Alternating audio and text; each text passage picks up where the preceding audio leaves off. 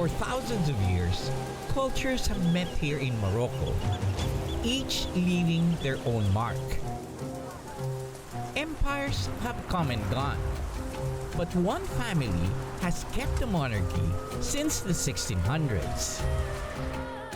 The Alawite dynasty is said to trace their lineage back to the Islamic prophet Muhammad. Just a few years after Morocco gained independence, the people mourned the loss of their beloved king Mohammed V. His son, Hassan II, assumed the throne. He commissioned the country's best artisans to come up with a plan for a mausoleum that will honor the former king. I want to build this mosque on the water because God's throne is on the water. Therefore, the faithful who go there to pray can contemplate God's sky and ocean. These were the words of Hassan II as he endowed Casablanca with the most ambitious structure ever built in Morocco. Standing on a promontory facing the Atlantic, it is the largest mosque in Africa and the third largest in the world. It is known as the Grand Mosque, but as to how grand, well, it defies the imagination. Its spectacular size can accommodate 105,000 worshippers. Its towering minaret is the tallest in the world at 60 stories high. The building itself has many striking details. But once you get inside, you will find a showcase of Moroccan artisanship, all handcrafted, carved, inlaid, and gilded. All the materials used, from the marble, wood, plaster, and granite, were sourced from Morocco, with the exception of some Italian glass chandeliers and stained glass. Worshippers do their ablutions on the lotus-shaped marble fountains before doing their prayers on a heated floor. The ceiling opens up to the sky for the view of the sun or the stars. This magnificent house of prayer combines ancient artistry and modern technology. Hassan II's Grand Mosque is the only mosque in Morocco that can be entered by non-Muslims and is definitely worth visiting. Casablanca. The name certainly rings a bell. The Portuguese gave the city its name, Casa Branca, after a white building they used as a fortress. But what launched it into a household name came from much farther away, in the hills of Hollywood. The city became famous because of the movie Casablanca in the 1940s. My parents loved it, and everything took place at Rick's Cafe. Humphrey Bogart and Ingrid Bergman never actually set foot in Morocco, as the whole movie was filmed in a Hollywood set in Los Angeles.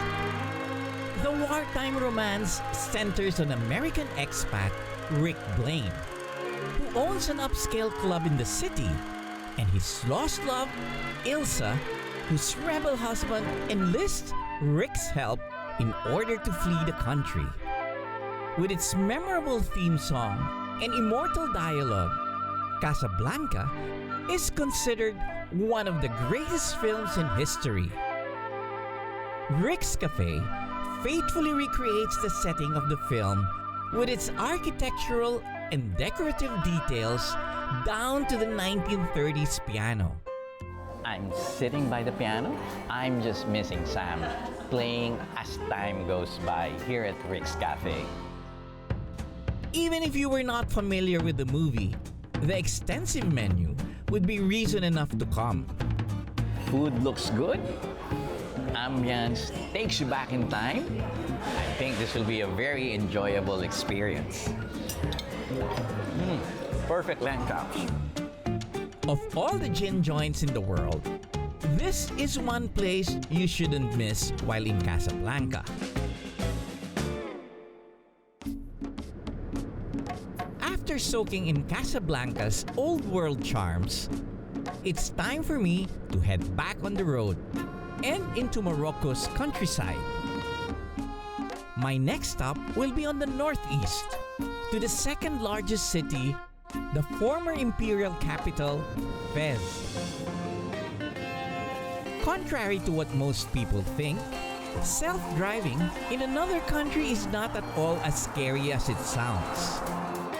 Of course, it helps to have a good, reliable car on the road. Driving along the mountains in this winding road is a lot of fun. Seeing people harvesting olives, donkeys walking around under the trees. Driving the Audi Q5 is always fun. Watch this curve. And seeing small villages on top of the mountains. This is something you can't do every day. It feels good to be in control of your journey and allows you to make stops whenever you see anything interesting. Like these funny looking gourds. Bottle gourds are a favorite vegetable used in traditional Moroccan cooking. It's a good stopover from the mountains. Nice lake here. Everything seems to be green. I felt like I was staring into a painting. The colors of Morocco's landscapes are amazing.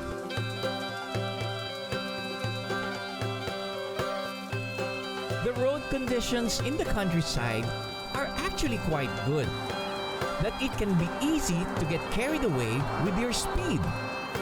Watch out for speeding drivers. Oops, I guess that would be me. Well, I was able to get away with a gentle reprimand and a notice to go and try the couscous. Thank you for the reminder, officer.